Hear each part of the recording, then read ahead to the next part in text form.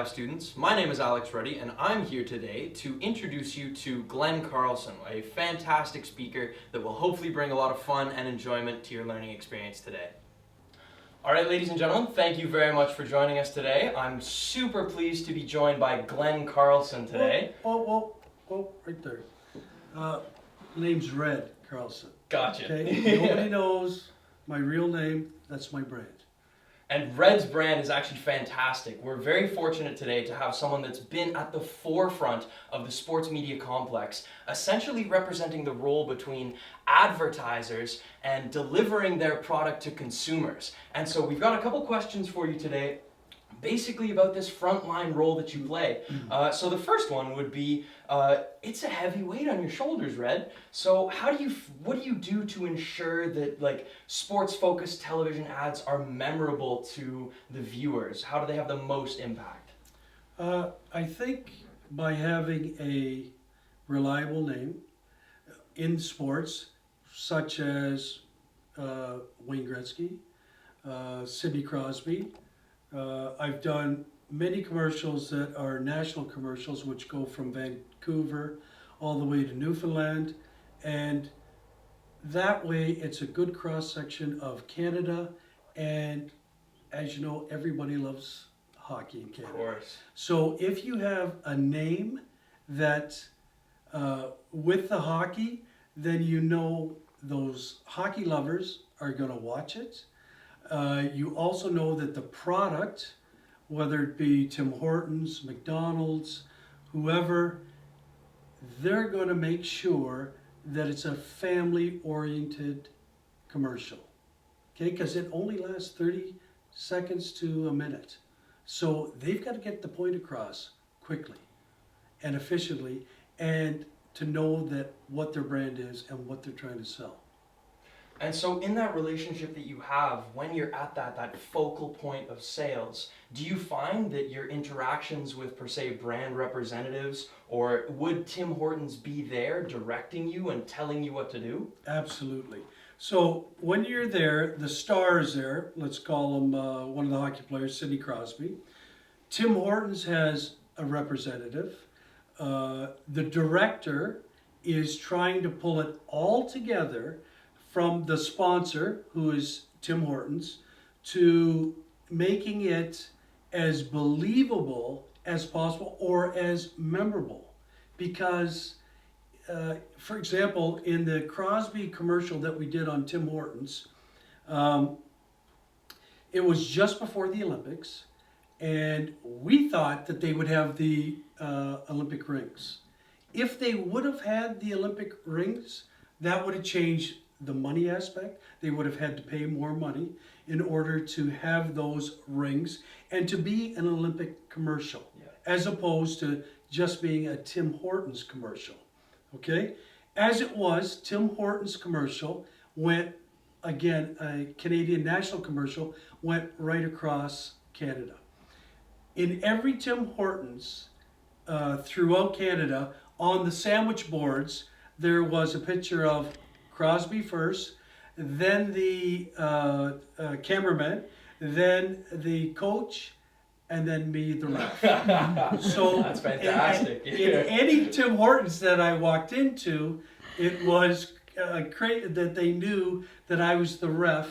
Free sandwiches for life. In this commercial, and that's how popular it had been across Canada. I can only imagine if it was an Olympic commercial, how much more. It had over 500,000 hits on YouTube, and I'm just not sure how many more it would have had had it had the Olympic rings. Even then, with its national play, 530,000 hits on YouTube, it had quite an impact. And I know you've got some hilarious stories that come with the Red brand, of course. So if you want to share a few of those, that would be amazing. Well, what happens is we shot that ad in 2 days at Cops Coliseum, and they're 12-hour days, so it's long days. Crosby's not there until the second day.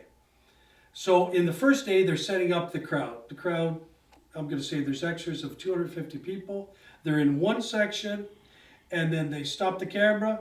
then these 250 people move over to G section, then they move over to H section, then to fill up the whole arena to enact as if there's 18,000 people there. Okay? I didn't know. I thought it was pretty cool. I was just glad I wasn't an extra. Okay? So you have your skates on for 12 hours. Finally, Crosby is rumored to show up. Okay. Okay, just rumored. Stars in the building. Yeah, that's right. He has his own escort. The director, producers are all gaga. Cameraman's hands Yeah, get a yeah, little shaky. Yeah. They can't believe the legend is here. Okay, so the boys that were opposing Crosby in the commercial decided they wanted to know if I wanted to pull a prank on him. And I said, well, of course I do. Yes, please. So the stand-in goes for Crosby every time. Okay? Stand in. You never know when he's going to show up. They know that he's in the building. I don't.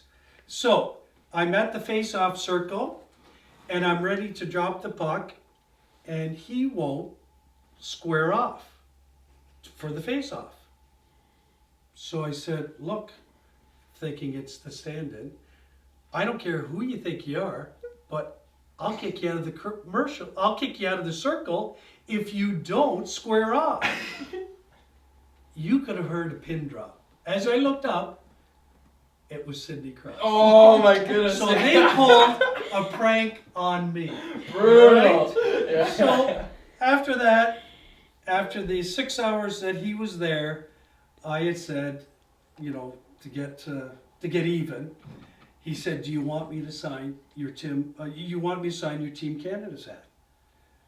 And I said, "Look, when you break Gretzky's records, I'll let you sign that." Yeah. So that was my little thing in him. And now we're even. Yeah. When he left, he shook the producer's hand, the advertiser's hand, Tim Hortons, the directors. He came up to me, and I said, "Look, you're Captain Canada. You scored the golden goal. Go and make your dad proud and the rest of Canada proud." And he skated off on cloud 9. That's fantastic. He's a great guy. Great guy. And that kind of humor and that personality that it brings to the commercials, I'm sure that's something that the directors and the sponsors are looking for when they're trying to bring these commercials into the public eye. So what do they tell you? What do they want from you? Is it kind of this like family homey message, or what are they looking for? They will only correct you when they think you've gone too far off a tangent. They want to see if you, when you're doing an audition, they want to see if you can take direction. So they would tell me, because my role was SOC, which means silent on camera, and pretty well take care of the puck. Don't let the boys have the puck because they're going to hit somebody or a kid, and just drop the puck. But they don't know what's going on because we're not mic'd. They don't know what's going on between Crosby, the rest of the guys, and the referee at the same time. And his little smirk on that commercial is because I made him laugh. Yeah. And he knows I made him laugh. I know I made him, and the director just loved it. Yep. You just said, because it looks so natural. A genuine smile. It looks so natural. And that's what they're looking for, is to get the point across. It looked in that commercial that Crosby had all of Canada with him. From women skaters, old-timer skaters, young skaters, disabled skaters on the sleds, and everybody in between were all behind Crosby. And that was the whole gist of it for Tim Hortons, because Tim Hortons is such a family restaurant,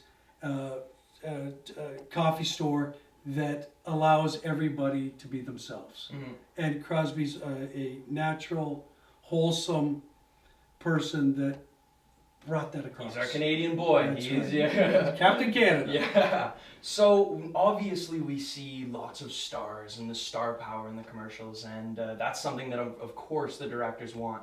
But also brand placement and stuff like that. Do you see people kind of going around and making sure that, you know, the sight lines are visible, that X person has a Tim Hortons cup or something like that? Absolutely. It can be the smallest thing, but that cup or that symbol, say for McDonald's, the M, that everybody knows, they don't really have to do too much. You just see the M, the golden arches, and you know it's a McDonald's commercial.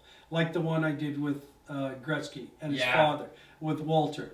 And same idea, Gretzky was wearing a Roots jacket, super Canadian, and I'm going to drop the puck.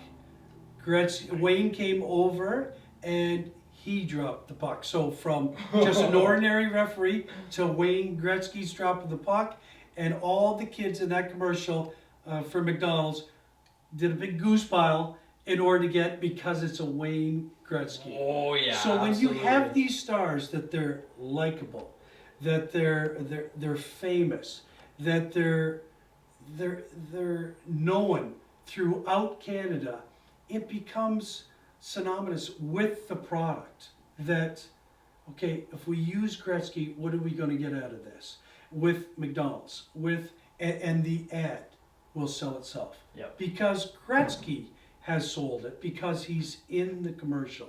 And you'll see all the little logos all throughout, and subliminal or what, they're there. Yep. And it'll always finish with their logo. Absolutely. That's awesome, right on. So one other thing that I wanted to ask about was, you know, over the course of your time, you've dropped many pucks, but have you dropped the ball? Have there been circumstances where, you know, things go wrong on set? What are some funny of the happenings, you know, behind the scenes that we don't get to see? Yeah, I've dropped the ball quite a few times. Let me see. So with Gretzky, this is just before the Olympics. Pat Quinn and him are going to announce the Olympic team.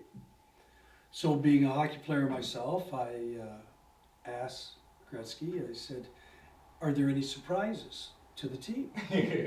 And he said, not to me, right? Because he already knows the team. They've already picked the team. So I thought to myself, well, time to get Gretzky, right? I said, he's trying to show me up. Okay, so we went on a little longer in the commercial. It was in Brampton with the old barn, beautiful building, and I asked Wayne while his dad was standing there, and I said, Wayne, do you think you could come back and play hockey with us, old timers, in St. Catharines?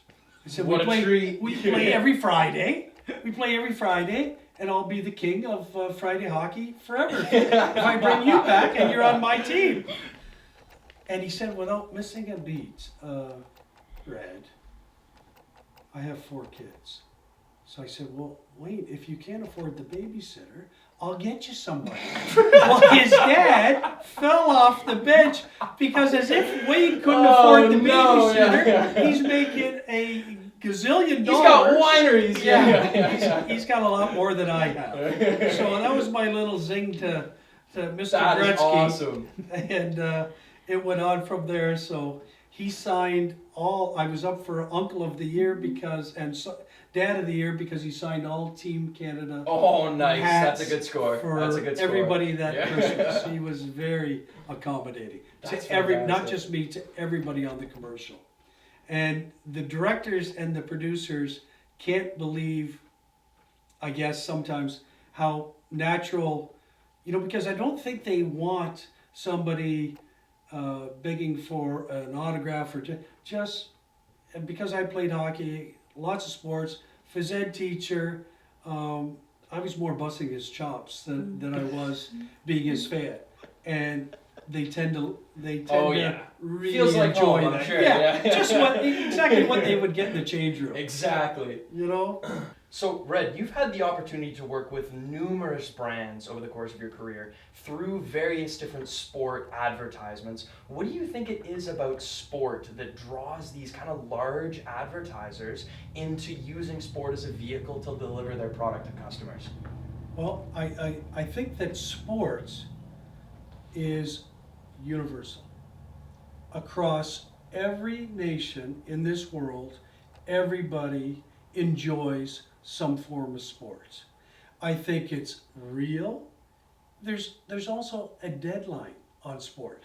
There's a winner and a loser. Most of the time, in most games of sport, they can attach their brand onto these, knowing that athletes and outside of athletes, people that have brought kids to their sporting programs, their parents, their aunts, their uncles, all enjoy the sport that they're watching. And to see it on TV is just reinforcing how real and how much we appreciate the sports. And when this COVID came down and we were without sport, there was a lot of depressed people. Huge public outcry. Because all we had was negative news and reality. Sports lets you out of that lets you out of that bubble for a while, so that you can cheer on your favorite player, your favorite sport, and see how the results come in. That's fantastic. I couldn't agree more. So through COVID, you've obviously had to make some adaptations as well. What do you see happening, and where can we see that Red brand progressing in the future? As a matter of fact, this morning, and that's why I have the little goatee here, I was a cowboy in a Zoom commercial. I've never done a Zoom commercial, so I'm not up to it like your age group would be. And the first couple of takes, I didn't have the volume on. Oh, so no, the casting director kept wondering, are you going to talk? And I was talking, I just didn't know how to do the Zoom. So hopefully it leads, there's a second audition, so hopefully it's back in the studio, away from the COVID situation. Yeah, we're all optimistic we'll be back in the studio soon. Yeah. Well, Red, thank you so much for meeting with us today. We really appreciate all the guidance that you were able to give us, your wealth of experience working with stars, various different brands, and many cases in sport-focused environments. It's absolutely fantastic. Thank you very much. If you guys would like to check out more of Red's stuff, we'll be posting tons of it on Sakai. You'll be able to check out his interactions with Sidney Crosby, a TELUS commercial, and lots of other fun content. So stay tuned, and thank you very much for watching.